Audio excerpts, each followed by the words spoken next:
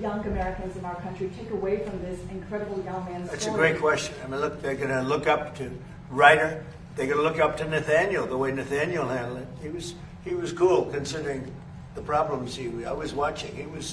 You were very cool, and they're going to gain respect. I think, very importantly, they're going to gain respect for what these people do, having to do with lifeguards and having to do with safety. This was an unbelievable experience. Anybody watching, it's not my world, but I respect that world. I always had, but never maybe so much as I do now.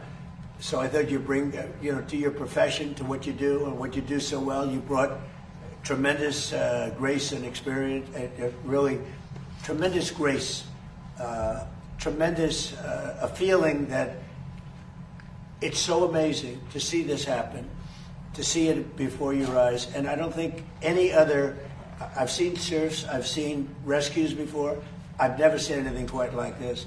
It's been a great thing for your profession, and people are going to respect it even more, respect you even more. So I just thought it was really a very worthwhile event to have it at the Oval Office. So congratulations. Mr. President, Okay, so I actually have a if you don't question. mind, can I have a question for the young gentleman Go as ahead, well? sure. So first of all, a lot of people were very inspired by what you did. Can you tell us what was going through your mind at those dangerous moments, and what would you like to do in the future? How has this experience as a lifeguard shaped you? In those dangerous moments that we have, we always try to fall back on our training. We are trained so well by many to handle that situation as best we can. So I really was thinking about how to get the boy out of the water as fast as I can. And for shaping my future, I want to be a firefighter in the future. Hopefully go through paramedic school. And He's off to a good start. We'll give him recommendations. We may have some good recommendations. Go ahead. that's all I have. Can I, sorry. First of all, thank you. You are an inspiration for all of us, I think, and especially you give us hope for your generation. And along those lines, do you have a message for your generation about service and what you're doing? I hope that everybody can take away from this and try to help more people. Try to look out for everybody around you, and just try to help everybody out as much as you can. What's the average age of a lifeguard in your area? I'd say a lot of this last year, a lot of them were 16 to 17 years old. And you have some that make it a profession, right? Yes, sir. A lot. So do you have 35, 40, 45-year-old? Yes, That's sir. great. And they lead a beautiful life on the surf, right? Yes, sir. And they would rather do nothing else, Yes, sir. right? That's very good. I think it's great. Mr. President, on a different topic. Yesterday, Well, wait, John. let's finish on this topic. This is very exciting to me. Now, it's so exciting to see something like this happen. He's a real hero. When you see that, I don't know if I'd do it. I wouldn't probably. You're lucky I wasn't. You're lucky I wasn't on service that day. I don't know. But no, he's a real hero. It's an amazing thing. And he's a real lucky guy, too. God was watching you, right? Yeah. Great. Go ahead, please. Mr. President, I have a question about Iran, but I would like to ask you something about the rescue as well. Following this, there's been a push in Congress to officially affirm that open water lifeguards should be recognized as first responders. That would apparently really open up access to benefits, more federal programs. Would you support that? Well, I think they have gone a long way to get that done.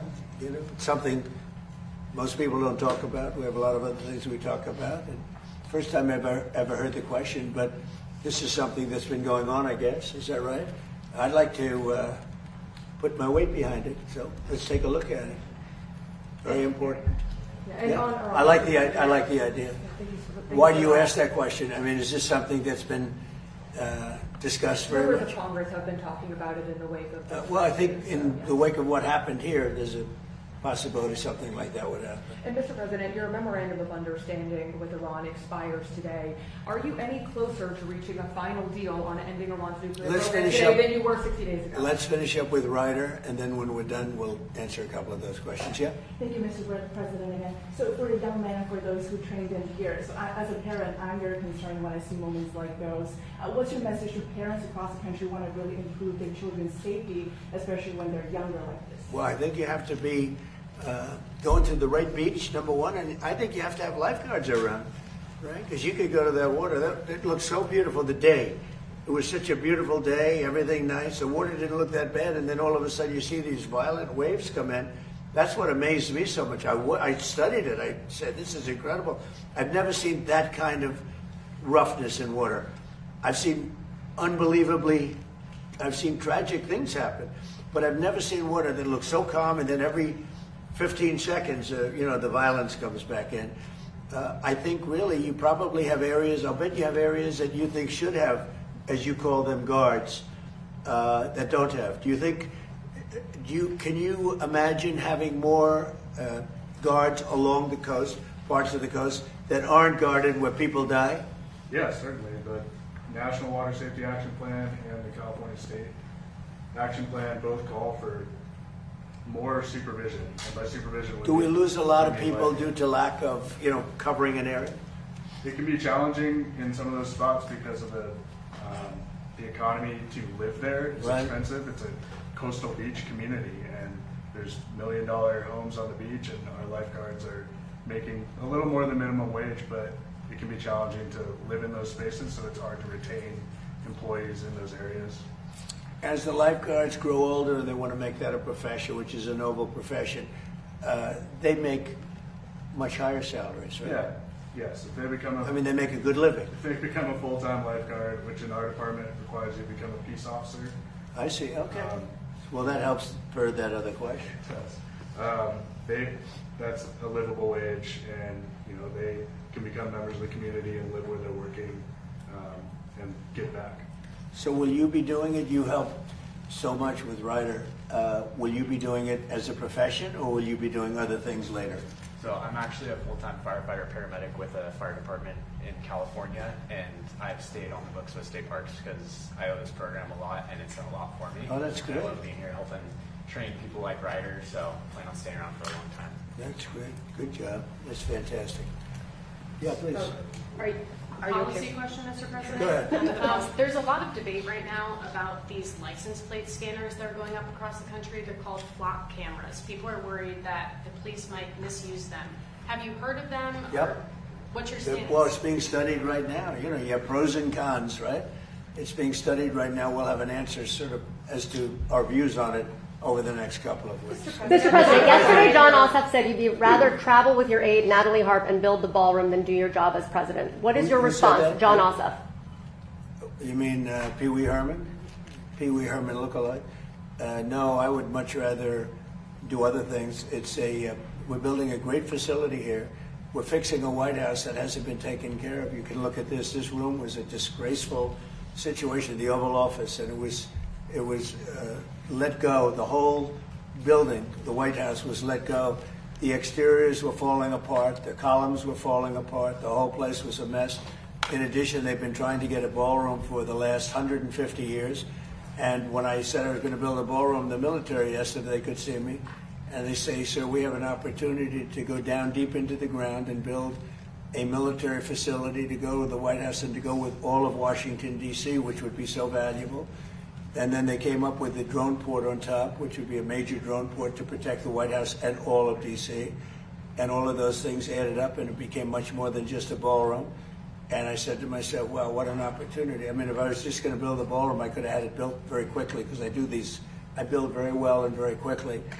We went 5 stories down into the ground. We did a lot of tremendous things for the military, things that they could never get. They said, this is an opportunity that we have because you're building the ballroom, that if you would be willing to spend more time, we would love to be able. We've been trying to do this at the White House for many, many years, and they've been trying to have a ballroom at the White House for many, many years. Now, what happened is we used to use tents, and the tents are usually made of either a plastic material, or canvas, and they wouldn't stop a .22 caliber. They wouldn't stop anything in terms of safety. It'd be very dangerous. And they haven't used a tent for years. They haven't had any big, like we have President Xi coming on September 24th or so. I think it's September 24th. And we'd love to have 2,000 people coming to dinner and celebrating a nice evening, et cetera, but we only have a room that's going to hold 89 people, and 89 people is not appropriate. So maybe more importantly, it's totally secure with bulletproof windows, bulletproof sides. It's drone-proof. It's missile, every at the top of the line, and we need it. And especially with what's happened, unfortunately, to the world, you could say. Yeah. So do you believe the ballroom will stay part of your presidency? This morning you said you would bomb the S out of Oman if they got in the way of reopening the Strait of Hormuz. Would you say you're out of patience with Oman as strategic No, partners? I don't think they behave very well, but we'd handle them very easily, just like we do others. Just based on your answer, Mr. President, I have actually two questions. Go ahead. There was a report by Center Square that nearly 24 Democratic attorney generals, months before your reelection, were basically planning already lawsuits against you, and wanted to see what your comment is on that. Second question. Well, I heard about that. I'm not surprised because they've weaponized this country like never before. The Democrats, or the Democrats as they call them, they've weaponized the country like nobody's ever seen anything like it. When you see the reports that are coming out now, that you would have never seen if I had not won the election in a landslide. But you would have never seen it if I didn't win the election.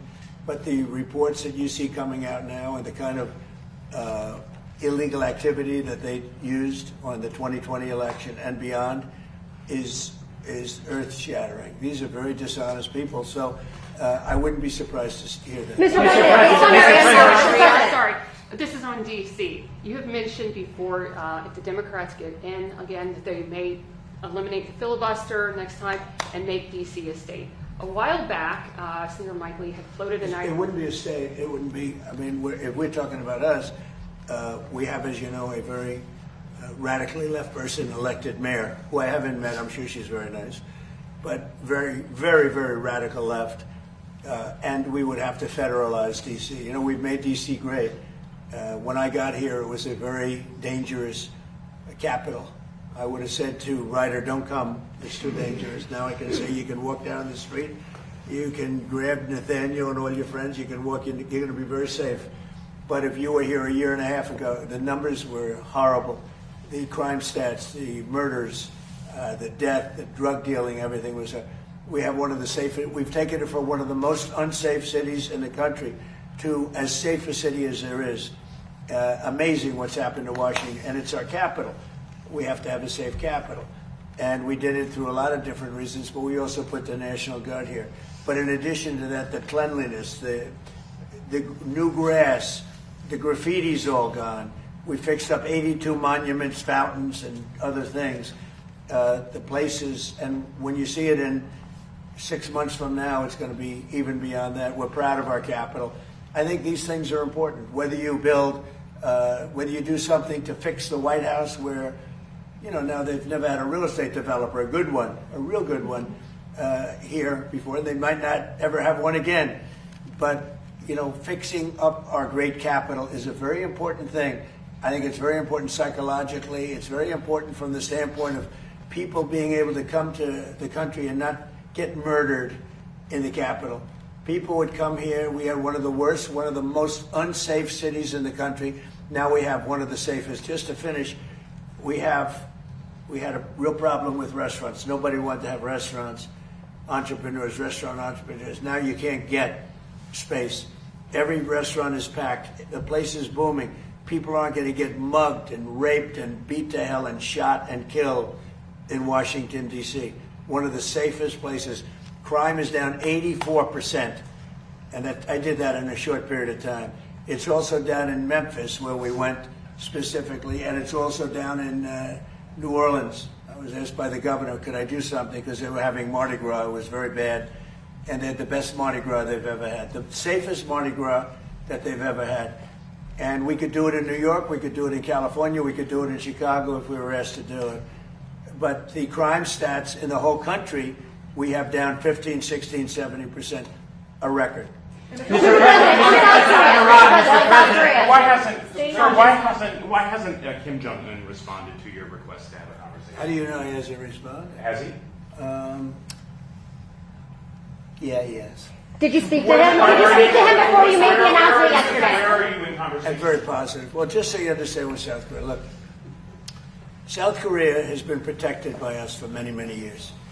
And during my first term, they agreed to pay close to $3 billion a year for protection, because we don't, you know, they essentially weren't paying.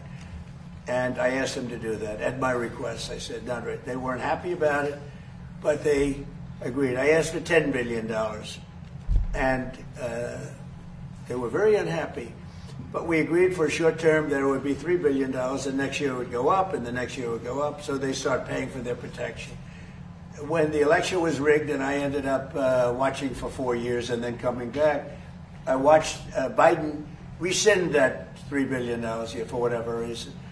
When I called recently the president of South Korea, who I think he's very nice actually, but I called him, I said, would you like to give us a little hand? We don't need help with Iran, but if you'd like, give us a hand with Iran. He said, no thanks. And I said, wait a minute, we have 39,000 soldiers over there guarding you from Kim Jong-Un, your next door neighbor, and you're not going to help us on a very easy military operation in Iran? That's strange. No, we'd rather not get involved. I say, well, why are we involved in helping you? So, and I want to help them, but, you know, when you ask somebody, would you like to give us a hand, and they say, no thanks, and then we're guarding them from a country and paying ourselves billions of dollars, it's costing us billions and billions of dollars to protect not only them, but other countries. Look at NATO. We spend hundreds of billions of dollars protecting Europe from Russia. Hundreds of billions, mostly from Russia, but from other things too. And then they say, well, they don't want to get involved with guarding the Strait, where they get most of their oil. They get 50% of their oil, and they don't want to get involved. Why are we doing it? So all I want is fairness. And South Korea, I get along with them very well, but they were paying $3 billion a year, and then they convinced Biden that I was probably a bad person and they shouldn't, and he immediately rescinded that order. So we were getting paid. We would have been getting paid a lot more, but we can't go around and protect all of these countries, especially when they're not there to help us. On the expiration of the Memorandum of Understanding, are you any closer today to reaching a final deal to end Iran's nuclear program? Well, they want to make a deal, but they're not going to make the kind of a deal that I feel is necessary. Look, we're in there for one reason. Iran cannot have a nuclear weapon. You understand that? Iran cannot have a nuclear weapon, and they won't have a nuclear weapon. And right now, them building one after what we did previously with the B-2 bombers, going to be a long time behalf. But Iran cannot have. It's very simple. They can't have a nuclear weapon. Mr. President, South Korea. How do you respond to those folks who say that you are prioritizing the interests of adversaries in North Korea over our longtime partners by scaling back the military exercises? No, I'm making it much safer. You see, I'm actually making it much safer. Kim Jong-Un has always treated me with great respect, and we met on numerous occasions, actually, 2 primary occasions, spoken and spent time. I understand him. He understands me. You're doing war games. I get along with him. You know, he didn't like Biden. He didn't like Obama. He didn't like anybody. But I get along with him very well. No, what I'm doing is making things safer. Did he ask you to scale back on those? Quiet. You're very disrespectful in front of this young man. Okay? Don't you find her disrespectful? He understands. Quiet. Who are you with? I'm with CNN. Fake news. I just wanted to follow up on the South Korea question. You're a loud, boisterous person. You're fake news. I was trying to find out if you had been talking to Kim Jong-Un, if he had asked you to scale back on those military exercises. Go ahead. Mr. President, is there enough food on the USS Lincoln? Yeah, it is. That was a CNN fake report. The Lincoln has been out there for a period of time, good period of time. But over the years, we've had them out there much longer. I was at a group meeting, and an admiral came up to see me over the weekend. And it was at a big group, and he happened to be an admiral retired. He said, I've been on ships that are out there much longer than that, sir. And I know people on the Lincoln, they say it's beautifully maintained and beautifully taken care of. And other people went out and they found out to be true. It was fake news reporting from CNN. Mr. President. There's a report that a senior intelligence official with the CCP just bought a historical building overlooking the White House. Have you heard about this? No, I haven't heard Mr. President. Mr. President, yes. Mr.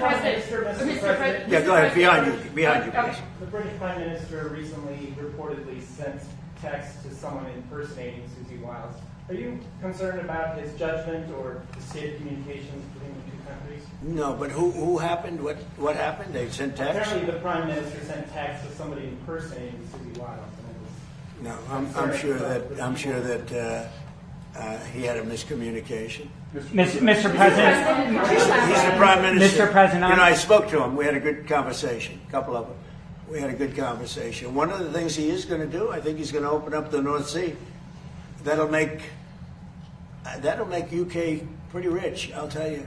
If he opened up the North Sea, now he's got an immigration problem and he has an energy problem. He would have solved one of his problems. That would be a big thing. That would make UK rich. If you open up the North Sea, it's one of the great finds anywhere in the world. And if they would open up the North Sea, UK would be rich again. Mr. President. Yes, Mr. President. Have the people Don't you find them nice? Huh? Nice people, right? Look at him. He's saying, where do people like this come from? Your son is saying, where do people like this come from? Go ahead. The people who are opposing, especially her. The people who are opposing the ballroom and challenging it, have they offered any sort of solution or sort of compromise, or do they just say there should be a hole there? The people that are opposing the ballroom are people that, in my opinion, are very disloyal to our country, very, very disloyal to our country. And I think we're doing very well. We're way ahead of schedule. We're under budget. It's going to be the most beautiful ballroom of its kind. You know, when I was in China, we went to the Great Hall of China. It was this big, beautiful building. And we don't have anything like that. And we have to have that. It's very important. But we also are getting tremendous military protection, drone protection. The building is drone-proof. It's missile-proof as much as something can be missile-proof. It's totally bulletproof. Any bullet, nothing can go through the windows. We have, all top-of-the-line stuff. It's very safe. And the one thing, it's not for me, because I'm going to be here a very short period of time when it's finished. If it finishes right on time, on budget, on time, I'll be there for 4, 5, 6 months. This is for future presidents. This isn't for me. This is for future presidents. And it's a gift. We're making a gift to our country, spending hundreds of millions of dollars to build a ballroom. And it's a gift from great patriots of this country. From, as an example, I'll give you names. I released some of the names. In fact, I wanted to put them out today, but we got a little busy. And this was, frankly, being with this group of people was very important to me. But we'll be putting them out, some of the people that contributed. But this is a gift to the United States of America. No taxpayer money is necessary. And you can have the finest ballroom anywhere in the world. It's not something I wanted to do, but it's something that's needed. And again, I'm not going to get to use it very much, because by the time it's completed, I'll have 4 or 5 months left, 3 months, who knows. But we're ahead of schedule. It's going to be the best of it in the world, of its kind in the world. There'll be nothing like it in the world. It fits beautifully with the White House. It's gotten fantastic reviews, architectural reviews. People think it's incredible. And when you see it, you'll say, wow, that's really something. And that's what the United States is all about. We have to have that. But in addition to the ballroom, we're building a great military complex. The people that started the lawsuit, the head person, I believe, was fired. And she was fired from another event just before that. And she's the one that started it. It's a National Trust, but the National Trust for Historic Preservation. Now, they say it's a United States. They use the word United States, but it's not related to the United States. In fact, the United States doesn't even contribute to it. It has nothing to do with it. It stopped contributing when they realized there were nothing but troublemakers. Years ago, it stopped contributing. So this isn't like an official United States Bureau, a United States agency. They stopped contributing to the National Trust. And it's called the National Trust. It has this great name, National Trust for Historic Preservation. They're a bunch of troublemakers that the United States, many years ago, long before me, stopped contributing to. The woman that started it was fired. She's no longer there. So this is the remnants of it. And the bottom line is they're trying to stop something, and they won't be successful, but they're trying to stop something that's almost completed. When they brought a suit, why didn't they bring the suit a year before? Why did they bring the suit in the middle of construction when $400 million almost is spent on its construction? Why wouldn't they have started the suit a year early. Everybody knew it was going to be. It was no secret. Everybody knew that it was taking place. So they should have done that. But the National Trust was very disloyal to the country because they reveal things. You know, I said the problem with the suit, I told them this, is that we have many military things in this ballroom. And ideally, they shouldn't be revealed. But now they are revealed, so the world knows about it. That's okay. They shouldn't have done it. They're very disloyal. But I think we're doing really well. We're way ahead of schedule. And many presidents are going to use it for many years to come. The country will have one of the greatest gifts it's ever received. Mr. President, on the ball. Last week you said that you would soon declare the Strait of Hormuz to be a territory of the United States. Could you elaborate? Well, I just think it's a great idea. Yeah, I mean, we control it. We control it with the blockade. We have a blockade. We control it with the blockade. And I like the idea of declaring it a territory. When might you do that? We have total control over the strait. Now, they can be a nuisance. They can put a mine in the water, and people don't like having mines hit their billion-dollar ships, you know, et cetera. But the blockade has been very effective. And, you know, we're taking out, now maybe that will stop, or maybe it'll open up even further, but we're taking out millions of barrels of oil a week. If you look at the kind of numbers that we're doing, the strait is open. And the oil prices are coming down, and they will continue to come down unless we decide to do something far more drastic than we're doing. Iran is in big trouble. They have 300% inflation. The country's a mess, and the military is totally defeated. Thank you very much. Mr. President, are you seeking an extension for the MOU? Thank you.